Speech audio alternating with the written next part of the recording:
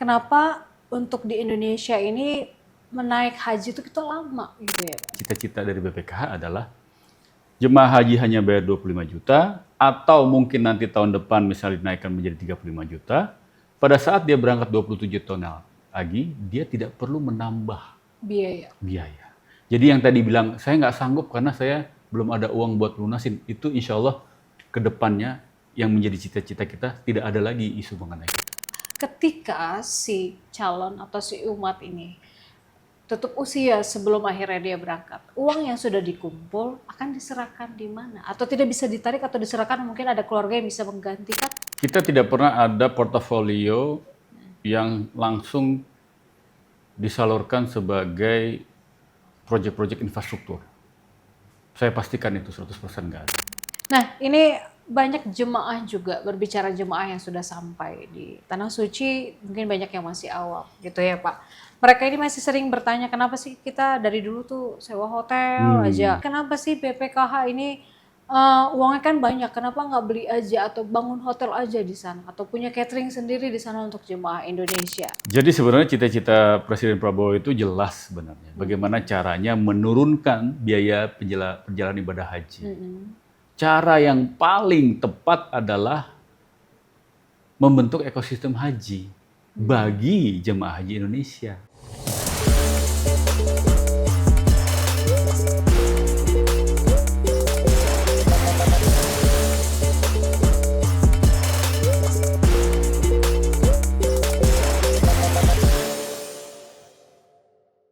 Sahabat Penjaga Harapan, kita berjumpa lagi bersama saya Noke Azwita, dan podcast Penjaga Harapan episode kali ini kita akan membahas tentang haji tahun 2026.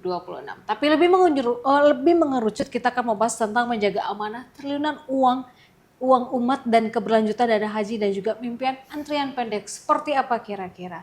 Nah, kali ini Nuka pastinya nggak sendiri. Sudah ada narasumber kita pada episode kali ini. Ada Pak Fadul Imansyah selaku Kepala Badan Pelaksana BPKH. Selamat datang Bapak. Assalamualaikum warahmatullahi wabarakatuh. Sehat hari ini Pak? Alhamdulillah. Alhamdulillah, semangat ya? Ya, harus dong. Harus, apalagi ini lagi musim haji. Iya. Udah mulai repot pasti ya Pak? Lumayan. Nah, ini banyak yang mungkin belum tahu. BPKH adalah tempat di mana menjaga amanah triliunan uang umat. Mungkin bisa dijelaskan sedikit dulu, Pak Fadul, tentang BPKH ini apa? Oke, baik. Pertama, BPKH ini sesuai dengan singkatannya, yaitu Badan Pengelola Keuangan Haji. Kami mengelola dana yang berasal dari uang setoran jamaah haji reguler dan jemaah haji khusus. Kalau kita lihat dari sisi jemaah reguler, mereka itu setiap mau daftar haji, mereka harus membayar iuran sebesar 25 juta per orang. Per orang. Itu berapa lama Pak?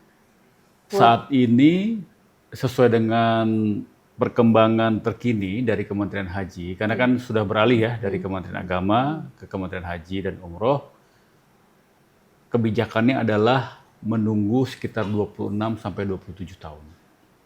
Ya, setiap orang. Termasuk lama ya Pak? Tadinya sempat sampai ada yang satu daerah tuh bisa 45 sampai 48 tahun. Ini menarik. Selalu menjadi perbincangan setiap tahun ya. Maksudnya kenapa untuk di Indonesia ini menaik haji itu kita lama gitu ya Pak? Waktunya. Karena jemaah haji yang terdaftar dan menunggu untuk diberangkatkan di dana haji ini ada 5,7 juta orang. Setiap tahun? Yang existing, outstanding bahasanya, yang sekarang lagi berjalan. Ada antrian 5,7 juta jemaah haji yang menunggu untuk diberangkatkan.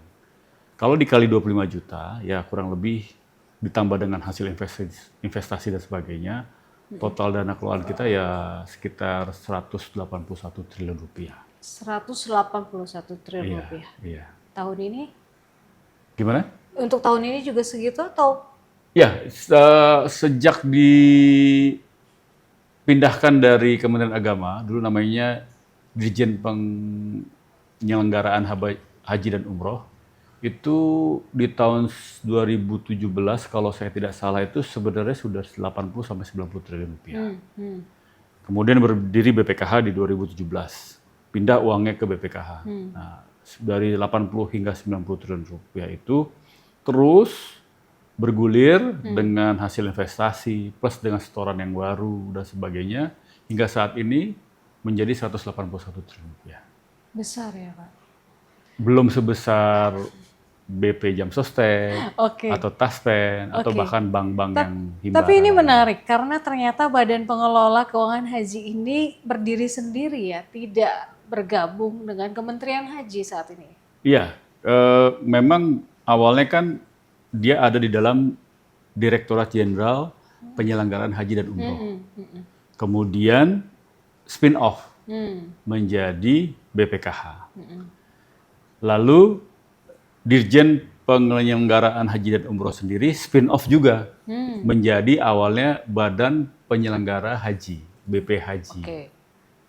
Namun dalam perjalanannya BP Haji menjadi Kementerian Haji dan Umroh, BPKH tetap berjalan sendiri. Oke. Tapi itu tadi tentang perkenalan dari BPKH itu ya Pak. Sekarang saya mau menelisik profil dari Pak Fadlul dulu sedikit. Ini awalnya ini backgroundnya kan Anda di dunia keuangan memang juga ya. Pasar modal, asuransi.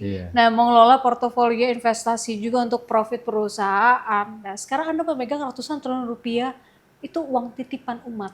Betul. Sebutnya gitu. Dari jutaan umat haji yang nantinya akan berangkat setiap tahunnya. Seberapa berat perbedaan beban mengelola uang investor komersial dibanding dengan mengelola uang cilik lah bisa dibilang yang niatnya pengen ibadah nih Pak. Iya. Sebenarnya kalau secara mandat ya hampir sama. Jadi pun kita menjadi pengelola dana di swasta atau manajer investasi itu kan based on trust. Yes. Jadi nggak mungkin orang mau mempercayakan dananya kepada seorang manajer investasi yang tidak bisa dipercaya atau bahasanya mungkin ada penyelewengan, hengki-pengki, ada vested interest dan sebagainya. Secara prinsip sama, cuma memang ini ada tambahan bahasa di kita ini namanya ada tambahan sajadah panjang. Sajadah panjang. Sajadah panjang. Apa itu artinya Pak? Jadi apa yang kita lakukan ini tidak semerta-merta hanya memberikan manfaat kepada pemilik dana, tapi juga ada misi khusus. Misi khusus? Iya. Apa misi khusus dari BPKH? Misi khusus itu mengemban amanah umat. Itu lebih berat ya? Itu ada tambahan yang harusnya dikompensasi dengan pahala yang berlipat ganda. Amin, iya itu betul. Karena salah-salah sedikit jatuhnya. Nah, saya selalu menganalogikan sebagai kita ini jalan di titian rambut di belah 7. Satu Gustakim. Iya. Jadi antara kita menuju ke surga sama di bawahnya itu neraka. Salah-salah dikit bisa neraka. Kalau kita lurus ya surga. Insya gitu Allah. Ya. Insya Allah kita doakan. Nah ini lanjut, Pak Presiden kita ini kan sangat memang concern ya Pak terhadap efisiensi anggaran dan juga keberpihakan pada umat. Mengingat BPKH ini adalah lembaga yang independen tadi, rumah strategis bisa dibilang seperti itu. Nah saat Anda berdiskusi atau mendapat arahan dari istana terkait pengelolaan dana haji ini kan masif ya Pak bisa dibilang. Iya. Betul. Dan adakah satu pesan khusus dari Presiden yang selalu menjadi rem buat Bapak atau malah gas buat Bapak? Ya sebenarnya sih sama lah tadi bahasanya tuh. Dulu kan kami dilantik itu di masa Presiden Jokowi ya. Sekarang dengan Pak Prabowo misinya pun sama sebenarnya. Intinya poinnya adalah tolong dijaga amanat dari umat. Umat, betul. Itu kan bahasanya udah dalam sekali ya. Maknanya deep ya. Iya. Nggak sembarangan itu. Betul. Gitu. Jadi menurut Bapak sama ya? Sama. Malah ini sebenarnya tanggung jawab yang jauh lebih besar karena uang umat. Tadi Bapak bilang kan, kita mau lurus jalurnya surga bawah neraka. Kan kalau di dalam teori keuangan ya, itu investasi ada namanya risk and reward. Hmm. Ya. Risk and return trade off. Yes. Setiap ada return, pasti ada risknya. Ya. Returnnya apa? Kalau yang secara keuangan, hasil investasi, atau di dalam bahasa BPKH namanya undang-undangnya nilai manfaat. Oke. Tapi ada on top of itu, kita punya yang namanya pahala. Itu Nah, berarti, itu pahala. yang kadang-kadang menjadi ya. kita harus meluruskan niat kita kembali. Itu dia. Nah, apalagi kan banyak jemaah Indonesia dari kalangan menengah ke bawah. Iya. Ya, Pak. Kita tahu mengumpulkan dana itu nggak sedikit. Betul. Bahkan bertahun-tahun mereka Iya. nabung untuk naik haji.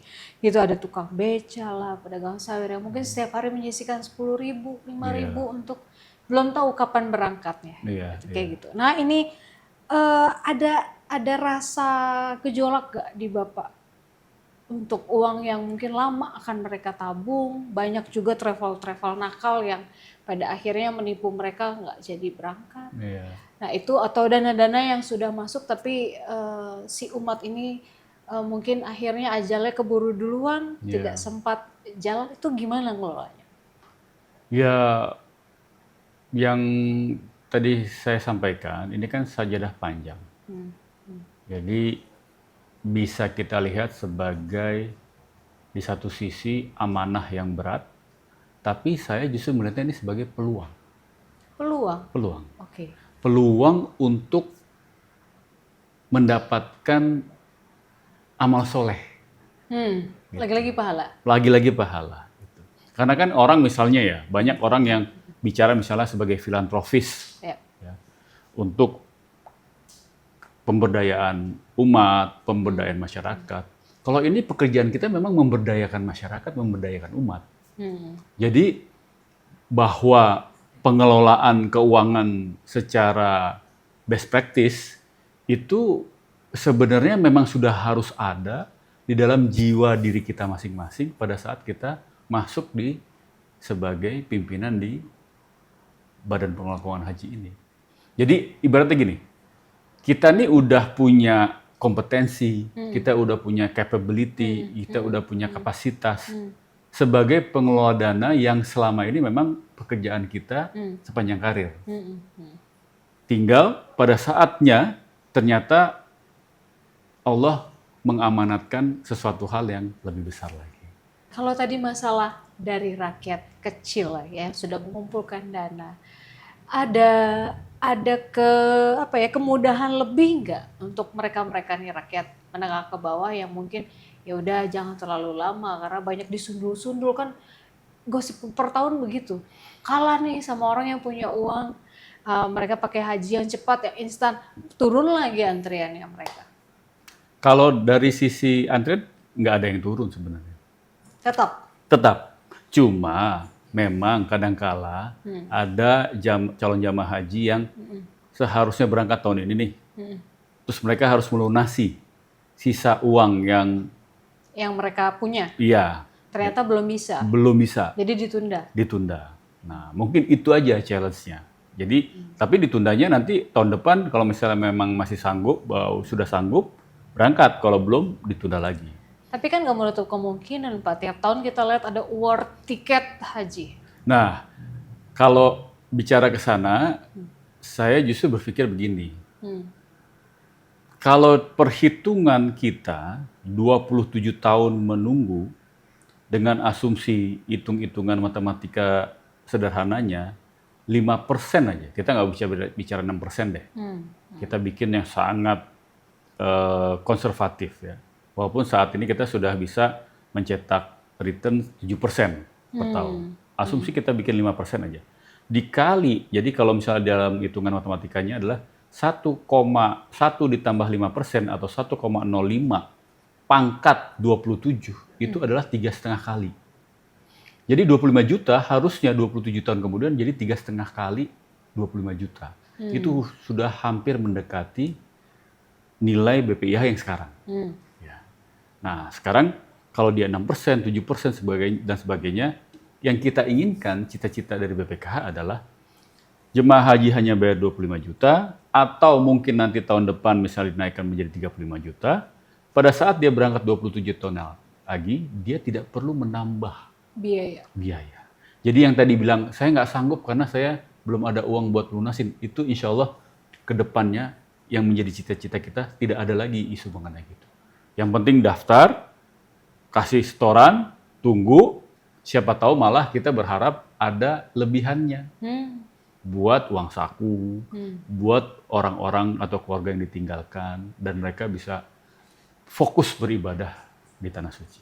Nah itu yang menarik tadi, terakhir kalimat Pak Fadlul, ketika si calon atau si umat ini tutup usia sebelum akhirnya dia berangkat, uang yang sudah dikumpul akan diserahkan di mana? Atau tidak bisa ditarik atau diserahkan, mungkin ada keluarga yang bisa menggantikan? Ya, memang secara ketentuan kalau ada yang calon jemaah haji yang belum berangkat, kemudian meninggal dunia, itu otomatis akan jatuh ke ahli warisnya. Ahli waris. Tapi tidak, kalau menurut fikihnya ya, kalau saya tidak salah, tidak mematahkan atau menghilangkan hajinya orang yang meninggal itu. Jadi orang itu tetap pahala-pahala haji. Tapi menjalankan ahli waris. Ya, ahli waris. Oke. Nah ini ada mitos tentang dana haji juga nih Pak Fadlul. Iya. Mungkin Bapak sering mendengar ada hoax. Dana haji itu dipakai buat pembangunan, buat infrastruktur, digoreng lagi untuk pemerintah bangun apa, jalan tol, atau mungkin dialihkan ke dana-dana lainnya gitu. Kita tidak pernah ada portofolio yang langsung disalurkan sebagai proyek-proyek infrastruktur. Saya pastikan itu 100% nggak ada. Tapi yang kita lakukan adalah kita membeli surat berharga syariah negara yang diterbitkan oleh pemerintah Republik Indonesia. Apa itu Pak? Surat berharga yang diterbitkan oleh pemerintah dalam bentuk surat berharga syariah. Ya. Itu kan memang untuk membiayai APBN. Bahwa APBN ini sebenarnya tidak melulu mengenai infrastruktur, tidak melulu mengenai jalan, tol, tidak melulu mengenai yang lainnya, tapi kan memang untuk membiayai pembangunan Republik ini. Jadi sebenarnya kalau ditanya, yang pertama, yang pasti kita tidak pernah melakukan langsung secara investasi membiayai proyek-proyek infrastruktur, nggak ada. Tapi Aman berarti dana. aman insya Allah. Di mana sekarang ditaruh dana umat triliunan rupiah itu? Jadi 75% sekarang kita tempatkan di SBSN atau Surat Berharga Syariah Negara. Kemudian ada porsi dari 75% itu sekitar maksimal 5% itu direct investment. Salah satunya adalah Bank Muamalat. Oke. Ya, kita punya Bank Muamalat atau kita adalah pemegang saham Bank Muamalat 82%. Oke. Pemegang saham pengendali namanya. Terus kita punya BPKH Limited, anak perusahaan yang bergerak di bidang akomodasi, catering, dan transportasi di Saudi untuk mendukung penyelenggaraan ibadah haji di Saudi dan umroh tentunya. Dan yang terakhir ada beberapa hal yang kecil yang kita lakukan, misalnya di Islamic Development Bank, kita join dengan mereka untuk mengembangkan hasil atau nilai manfaatnya. Dana-dana yang tadi Bapak bilang disimpan, ada di Bank Muamalat, ada di surat. Dan ada di bank ya, dalam ada bentuk di deposito, bank. 25%. Itu seberapa liquid? Maksudnya bisa dicairkan misalkan ya itu dibutuhkan urgent. Iya, kalau yang time deposit kita kan ada sekitar 40 triliun something ya. Itu sih anytime kita bisa cairkan. Dan justru salah satu sumber pembiayaan untuk penyelenggaraan ibadah haji itu melalui penempatan deposito itu. Agar lebih mudah ya. Betul. Misalkan dibutuhkan atau dicairkan. Iya. Misalkan butuh untuk besok pagi, bisa. Iya, bisa. Oke. Nah, ini keberlanjutan nilai manfaat sekarang kita mau bahas, Pak Fadlul. Hitung-hitungan pahit deh. Biaya haji real itu kan mahal ya, bisa di atas 90 juta. Ya. Nah, tapi jemaah hanya bisa membayar misalkan setengahnya. 40 juta atau 45 juta gitu. Sisanya ditutupkan bisa nggak dari nilai manfaat hasil investasi BPKH? Iya, jadi kita tahun ini kan 2026 itu ada 87 juta total biaya penyelenggaraan ibadah haji yang harus dibayarkan. Dari 87 juta itu, otomatis 25 juta kan sudah dibayar tuh sebagai setoran awal. Dan kemudian BPKH memberikan dukungan sebesar 33 juta untuk jemaah haji Indonesia, khususnya untuk reguler. Sehingga jemaah haji kita sisanya hanya membayar sekitar 25 sampai 27 juta. Itu di luar dari, ada lagi di rekening virtual account sekitar 2,5 juta. Jadi total sebenarnya yang ditambah oleh jemaah haji itu sekitar mungkin 25 sampai 26 juta untuk melunasi ya. Iya. Jadi dari setoran awal dia nunggu terus dia lunasi, yang dilunasi hanya 25 sampai 26 juta. 33 jutanya plus dengan tambahan 2,5 juta itu masuk dari hasil investasi BPKH. Nggak terlalu besar kah Pak subsidinya di angka segitu? Karena banyak juga yang mempertanyakan atau memperingatkan subsidi ini nantinya terlalu besar. Nah, Nanti membuat mungkin jangka panjang di tahun 2030 atau sampai 2040, jangan sampai jemaah di tahun itu malah kehabisan subsidi kan gitu. betul. Nah, itulah yang sebenarnya apa yang disampaikan oleh MUI dalam bentuk ijtima'nya ya. Di Komisi Fatwa, mereka menyampaikan bahwa sebaiknya karena hasil investasi yang kita tahun 2025 mencetak 12 triliun rupiah. Oke. Ya, hasil investasinya dari 181 triliun yang kita kelola. Betul. 12 triliun itu tentu saja yang dibagikan sebagai hasil investasi ke jemaah tunggu itu sekitar 5,7 juta dikurangi 200 ribu. Ya, 5,6 something lah gitu ya. Itu hanya maksimal 40%. Ya, dari total 12 triliun itu. Sisanya untuk orang yang berangkat. Oke. Nah, itulah makanya ke depannya kita lagi mencoba untuk menggeser-geser nih. Pelan-pelan gitu ya.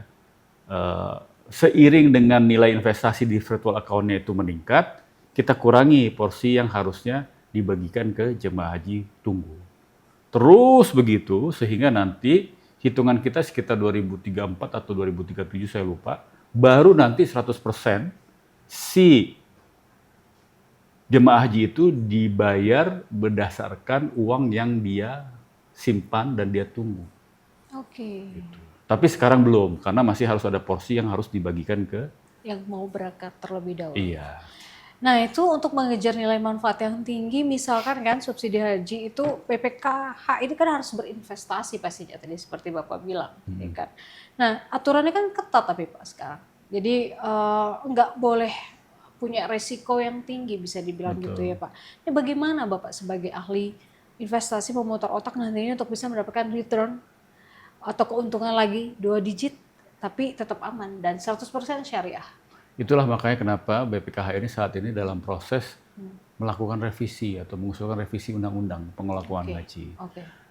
Yang utamanya tujuannya adalah untuk agar BPKH punya yang namanya cadangan modal atau equity atau ekuitas. Jadi BPKH selama ini sejak 2017 dibentuk itu tidak punya modal. Terus dari mana sumbernya? 100% adalah setoran jamaah. Jadi kalau di dalam perbankan namanya itu dana pihak ketiga. Yang sebenarnya secara teori keuangan itu tidak boleh digunakan untuk investasi jangka panjang. Berbahaya? Iya, karena beresiko. Ya, tinggi. Ya. Makanya kalau dibilang kenapa BPKH kok cuma ngasih return 7%, karena kita sekarang hati-hati. Karena kita tidak punya cadangan modal untuk menambal jika ada terjadi resiko di dalam investasi. Sehingga yang kita lakukan saat ini adalah berinvestasi di instrumen-instrumen yang relatif bebas resiko. Yang tadi saya sampaikan, risk and return trade-off. Setiap ada return yang kita inginkan, pasti ada risk-nya. Kalau misalnya nggak punya risk, berarti return-nya jangan berharap akan tinggi. Nah, itulah yang kita saat ini sedang kita buat revisi undang-undang. Kita usulkan ke Komisi 8 DPR RI bersama dengan pemerintah. Sejauh mana sekarang Pak undang-undang itu berjalan? Saat ini sudah keluar dari Balek dan seharusnya sih kemarin ya hari ini ya tanggal 11 Mei ini masuk kembali ke parlemen untuk dibahas difinalisasi setelah harmonisasi di Badan Legislatif. Punya 2 undang-undang ya kalau nggak salah ya Pak, untuk tentang keuangan dan juga penyelenggaraan. Iya. Itu berarti ini sedang diatur. Kalau penyelenggaraan ibadah haji sudah selesai Oke. dengan dibentuknya Kementerian Haji dan Umroh, itu didasarkan oleh Undang-Undang Penyelenggaraan Ibadah Haji. Oke. Berikutnya adalah Undang-Undang Pengelolaan Keuangan Haji. Ini yang masih digodok. Ini yang masih dalam proses di parlemen. Oke. Nah, ini banyak jemaah juga, berbicara jemaah yang sudah sampai di Tanah Suci, mungkin banyak yang masih awam gitu ya Pak. Mereka ini masih sering bertanya, kenapa sih kita dari dulu tuh sewa hotel aja? Kenapa sih BPKH ini uangnya kan banyak, kenapa nggak beli aja atau bangun hotel aja di sana? Atau punya catering sendiri di sana untuk jemaah Indonesia? Nah, ini mungkin pertanyaan banyak sekali. Iya. Nah, itu seperti apa Pak? Mungkin kalau progresnya, akankah BPKH nantinya juga mau invest dengan kerjasama dengan Haji Saudi di sana gitu? Menurut Bapak? Iya, memang itu roadmap kita sebenarnya. Jadi kami 2022 pergantian pengurus, kemudian 2023 kita membangun atau mendirikan BPKH Limited sebagai anak perusahaan kita di Saudi yang tujuannya untuk membantu melakukan bisnis-bisnis di ekosistem perhajian seperti hotel, catering, dan transportasi. Betul. 2024 kita sudah mulai melakukan penyewaan hotel. Kita sudah melakukan penyewaan hotel, khusus ada 2 yang sepanjang tahun, satu di Makkah, satu di Madinah, dan pada saat Haji 2024 kita bahkan sudah menyewa 4 hotel di Madinah kalau saya tidak salah, sisanya 3 lagi di Mekah. Tapi, nah ini dia yang kita harus sinergikan, bahwa harusnya itu disewa oleh jemaah haji kita. Iya, dari kita untuk kita kan. Iya. Tapi kemarin itu belum tercapai. Apa alasannya belum tercapai? Pertama, masalah waktu. Masalah waktu pada saat kita baru nyewa, kemudian ada sedikit selisih jalan lah ya pada saat mereka melakukan open bidding untuk hotel. Yang kedua, ini ada sedikit tantangan yang sebenarnya yang profitable untuk kita menyewa hotel jangka panjang itu harusnya hotel yang bisa digunakan untuk haji dan umroh.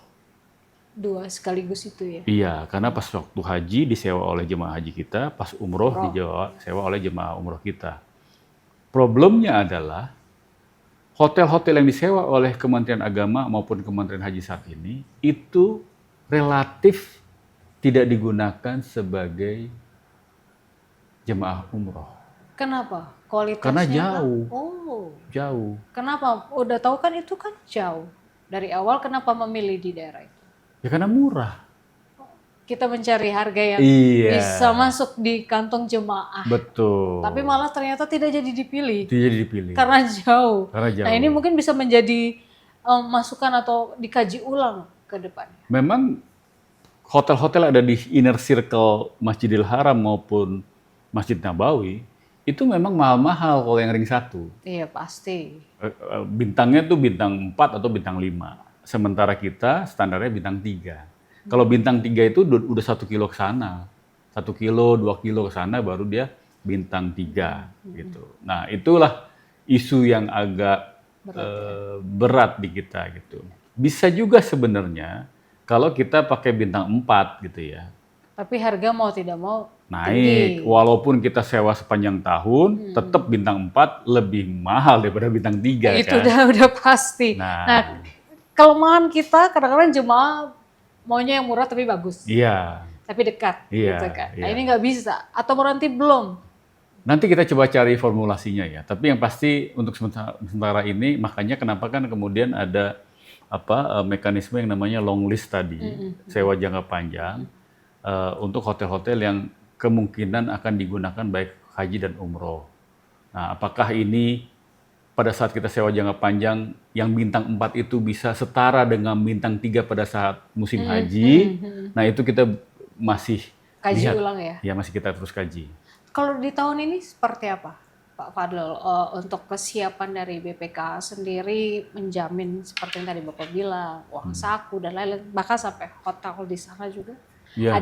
Ada tantangan terbarukah di tahun 2026? Tantangan terbesar kita masalah kurs. Hmm.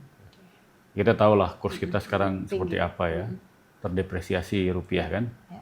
Tapi ya alhamdulillahnya ya, kita sudah beli atau mengkonversi dari rupiah ke US dollar itu untuk kebutuhan pembiayaan haji itu persis sebelum perang. Masih sama. Ya, relatif masih manageable, masih di bawah 16, sekitar 16,5 something lah. Nah ini pertanyaan juga, kalau beberapa tahun belakangan mungkin masih ada yang disebut haji furoda dengan bayaran yang luar biasa, tapi bisa berangkat cepat, Ya. tanpa antri, Ya. berangkat paling lama, tapi pulang paling dulu. Nah sekarang kan tidak ada. Tidak ada. Otomatis kan menurun dong, Apanya? pemasukan atau yang Furoda kan bukan dari kuota haji Indonesia. Bukan. Oke, berarti tidak ada pengaruh. Tidak ada pengaruh.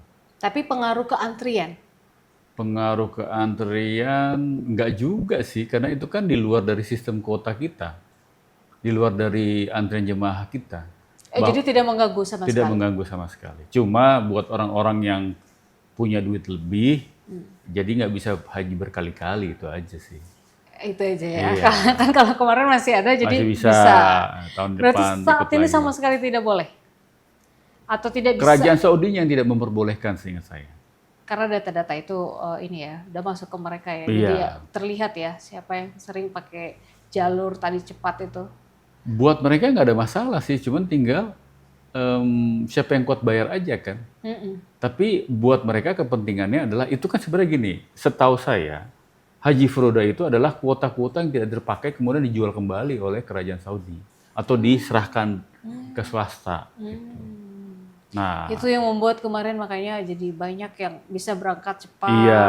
tapi bayarannya fantastis. iya gitu. Jadi di ujung tuh mereka baru dapat kepastian untuk berangkat haji. Oh belum tentu berarti dapat. Belum, makanya 2000 berapa ya, 2025 itu kan banyak yang gagal kan. Iya. Karena memang diperketat ketentuannya sehingga kuota yang tadinya bisa dialihkan kemudian nggak jadi dialihkan oleh kerajaan Saudi. Ya, karena kan yang tadi saya bilang banyak umat yang mungkin masih awam, jadi mempertanyakan kan, kapan saya berangkat dengan adanya kemarin war tiket ada atau haji furoda itu kan membuat mungkin pikiran mereka, oh gara-gara ini kali ya yang kaya duluan berangkat ya, udah nabung bertahun-tahun nggak berangkat nih Iya, jadinya apa iya, gosipnya atau itu udah sering banget kita dengar setiap tahunnya. Iya.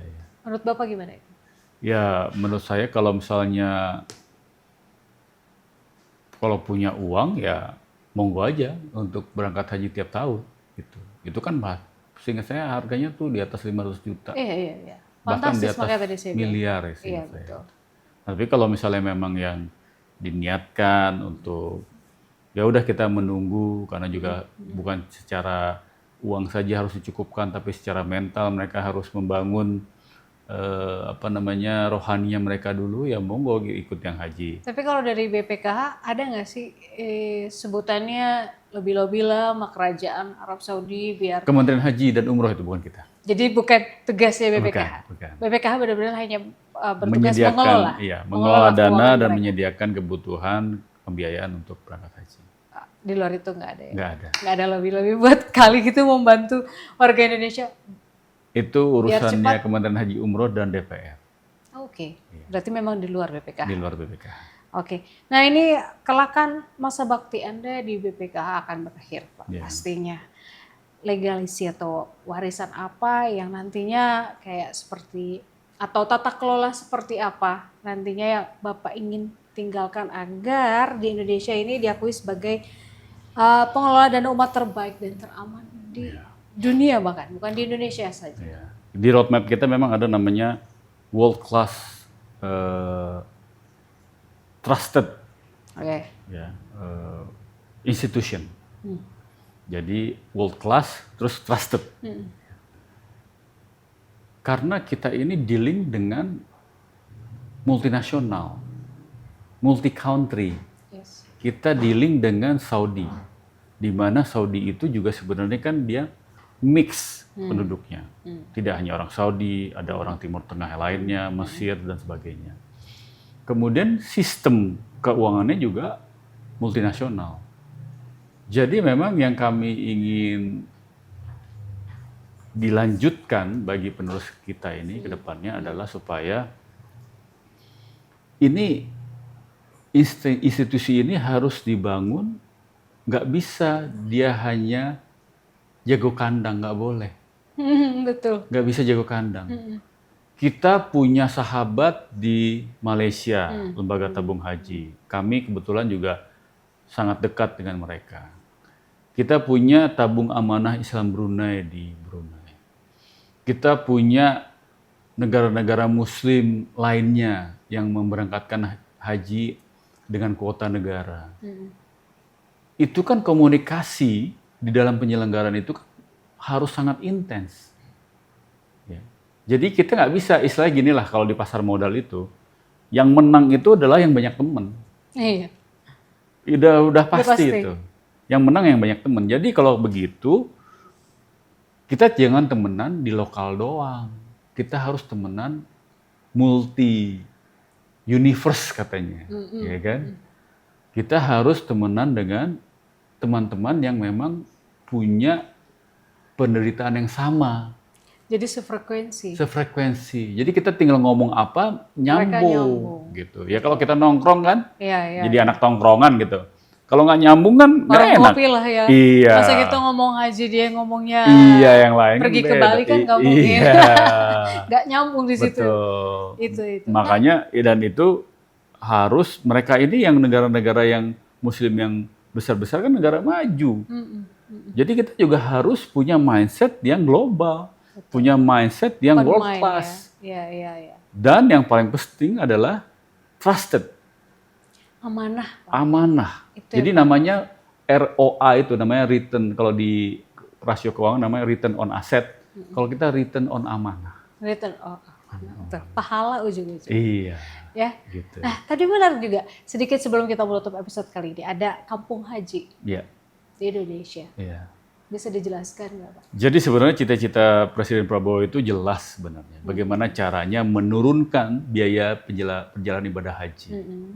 Cara yang paling tepat adalah membentuk ekosistem haji bagi jemaah haji Indonesia. Yes. Seperti apa ekosistem yang diinginkan oleh Pak Prabowo? Pertama, hotel. Ya hotel itu kalau nggak bisa kita miliki, ya kita minimal sewa jangka panjang. Ya tadi seperti Bapak bilang. Iya, jadi harganya itu kita yang ngontrol. Bukan market yang ngontrol, kita yang ngontrol. Pada saat jemaah haji masuk, harganya harga pokok. Pada saat jemaah umroh, ya tergantung season. Kalau pas lagi akhir tahun, harganya mahal, ya kita dapat untung kan. Betul. Untung pun anyway kan buat jemaah haji kita. Ini jadi dari jemaah haji. Untuk jemaah. Betul. Begitu juga catering. Pada saat lagi bulan puasa, itu bulan puasa musim haji awal tahun sama akhir tahun, itu peak season. Peak season itu artinya kan supply orang yang berumroh berhaji itu di situ numplek kan. Hingga akhirnya ini kan masalah teori ekonomi scarcity, kelangkaan. Jadi bahan bakunya langka, harga mahal, semakin naik kan. Kalau kita punya catering sendiri, kita bisa kontrol gitu harganya. Ya itulah sebenarnya cita-cita Presiden Prabowo untuk membentuk kampung haji. Bahwa apakah model yang sekarang sudah tepat atau perlu disempurnakan, nah itu memang namanya manusia kan berevolusi terus kan. Nggak bisa dia pastikan misalnya contoh sekarang lah gitu. Dulu ada tahun 2000 namanya internet. Dulu orang ketakutan internet itu apa barangnya. Sekarang ada AI. Orang ketakutan AI itu apa barangnya. Tapi itulah namanya hidup. Jadi harus ada penyempurnaan terus. Jadi nggak bisa bilang bahwa kita kampung haji akan sesuai dengan harapan dalam 1, 2, 3 tahun, ya butuh waktu. Ya, memang nggak bisa instan. Apalagi haji cukup kompleks, beritanya setiap tahun, ada saja ya kan isu-isu yang tadi saya bilang berkembang, uang Benar nggak Ya. diamanahkan ini di 200.000 BPKH? jamaah loh yang dikelola. Lah, Itu terbesar di dunia. Berat ya Pak? Berat lah orang kita. Itu adalah event organizer terbesar di dunia. Betul. Menjaga uang umat. Iya. Itu baru 200.000 jemaah haji Indonesia. Lah yang naik haji kan 2-3 juta orang. Bagaimana kerajaan Saudi mengelola 2-3 juta orang di waktu dan tempat yang sama? Nggak mungkin kalau nggak ada sedikit, apa istilahnya, batuknya rasanya nggak mungkin. Chaos-chaos sedikit ada lah. Ya, gitu namanya kalau istilahnya di statistik itu kan selalu ada tingkat keyakinan 5%. Jadi 95%-nya kafah, 5%-nya mungkin ada sedikit. Nah, itu kan apa istilahnya sunatullah lah. Jangan dibesar-besarkan, itu sesuatu yang memang mau nggak mau kita harus hadapi. Oke, terakhir pesan Bapak sebagai penjaga harapan bagi jutaan calon tamu Allah yang mungkin hari ini, besok, lusa akan masih menunggu dan yang sudah berangkat, gitu kan? Apa pesan Bapak agar mereka tetap ikhlas, tetap ridho, tetap tenang, percaya bahwa tenang, tabungan kalian aman di kita, gitu kan? Dan karena mereka berusahanya sangat keras mungkin untuk menengah ke bawah, yang saya bilang tadi. Yang pertama, percayalah bahwa kami di sini ditanamkan value-value mengenai bagaimana menjaga amanah umat. Yang tadi dengan analogi kita berdiri dan berjalan di titian rambut di belah 7. Bukan hal yang mudah. Makanya kita mohon kepada seluruh umat muslim Indonesia yang sudah menyetorkan haji, dan secara umum itu kami minta didoakan agar kami tetap amanah sesuai dengan harapan dan bisa meringankan beban jemaah haji pada saat keberangkatan nanti. Dan yang ketiga, kami sedang berupaya semaksimal mungkin. Cita-cita ke depan kami adalah semoga uang setoran haji di depan yang ditunggu untuk diternakan di BPKH itu bisa tidak hanya menghasilkan hasil investasi, tapi juga bisa menutupi seluruh kekurangan biaya perjalanan ibadah haji pada saat keberangkatan mereka. Karena hitungan matematikanya harusnya masuk. Nah, jadi insya Allah jemaah haji kita ke depan tidak perlu lagi membayar setoran lunas, tapi cukup hanya membayar setoran awal, karena kita menjaga tidak hanya hasil investasinya bisa optimal, tapi juga kita mengupayakan bagaimana biaya perjalanan ibadah haji jemaah kita bisa terjangkau dengan cara investasinya masuk ke dalam ekosistem haji dan umroh yang ada di Arab Saudi. Itu dia, kita tunggu itu, tapi sedikit untuk jemaah mungkin yang gagal berangkat, banyak faktor. Gagal berangkat kan bisa kesehatan, ya. Bisa juga masalah mungkin biaya. Ya. Tapi percayalah bahwa haji itu undangan Allah. Setuju Pak Fadlun. Jadi kalau misalnya harusnya berangkat nggak jadi berangkat, pasti Allah punya tujuan dan maksud yang kita tidak pernah tahu. Punya caranya sendiri. Memang harus undangan dari Allah. Undangan langsung. dari Allah. Nggak Berarti bisa. harus di garis bawahi, ini poin penting bagi yang berangkat. Ya, itu sudah undangannya. Bagi yang belum, mungkin belum waktunya. Belum waktunya. Kita tunggu untuk kelanjutannya dari BPKH, mengelola dana haji ke depannya jauh lebih baik. Amin. Jadi lebih memudahkan umat untuk berangkat menjadi tamunya Allah ya Pak. Ya. Saya doakan. Mudah-mudahan saya juga bisa menjadi tamunya Allah. Amin. Amin. Kedepannya Pak Fadlun, terima kasih terima banyak. kasih. Saya doakan Pak Fadlun sehat-sehat biar bisa Amin. menjaga uang umat yang banyak itu tetap amanah demi pahala. Insya Allah. Insya Allah. Oke, terima kasih banyak Terima Bapak kasih ya. banyak. Sehat-sehat Pak. Ya. Baik sahabat penjaga harapan. Tadi kita sudah berbicara tentang pengelolaan dana haji sebagai amanah umat yang memang harus dijaga secara profesional, transparan, dan sesuai prinsip syariah. Dan keberlanjutan pembiayaan haji melalui optimalisasi nilai manfaat investasi yang memang harus aman dan juga berimbang. Dan juga jangan lupa penguatan kepercayaan publik melalui tata kelola yang akuntabel dan juga komunikasinya yang terbuka. Untuk yang beribadah haji untuk tahun ini semoga mabrur, dilancarkan ibadah hajinya, sehat-sehat di sana. Kita bertemu lagi di episode berikutnya. Saya Nuka Azwita pamit undur diri. Wassalamualaikum warahmatullahi wabarakatuh.